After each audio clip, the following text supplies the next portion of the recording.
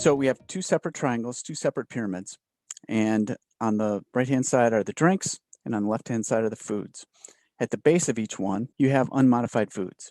And then as you go up or down the pyramid as appropriate, you get more and more modification as you go. So on the food side, it really is a natural progression of, I like to think of it as meeting people where their ability allows them to.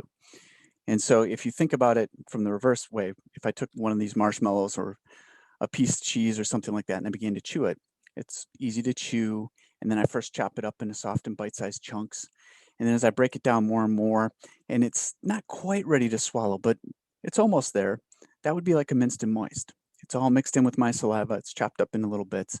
And then if I kept chopping it down into smaller and smaller pieces, I would get to pureed. And pureed is really something that's basically, you can just take that and swallow it. It's a solid food, but you're just going to take it and swallow it. It's right at that swallowing consistency. And then liquidized, if I held it in my mouth longer and more saliva came in, then you would have a liquidized food. So it really is, when you get assigned on the food side, it really is about meeting people where their physical ability is so that they can finish processing as much as possible the food on their own. But if they get tired or fatigued really easily, minced and moist might be great for them because they can do a little bit of chewing, they blend the food together in their mouth, and then they swallow it. So it really is about being sensitive to what their abilities are. On the left-hand side of that pyramid, you'll see something called transitional foods. These are foods that change consistency. They transform when they are in your mouth.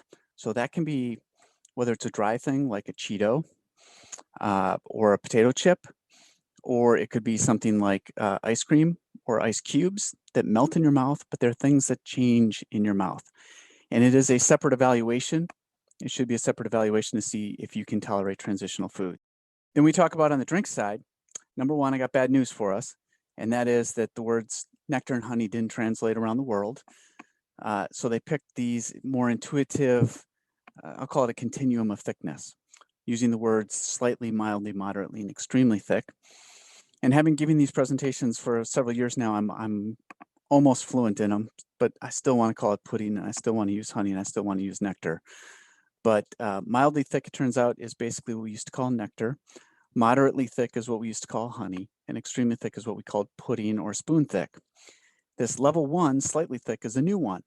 This is something new that actually came out of the pediatric world, and that's not to say it's a pediatric thickness. That's just where it came from, and that's where it was being used, and where it was really felt to be necessary when they developed the IDDSI framework, is it was in between thin and nectar, so it is just a little bit thick.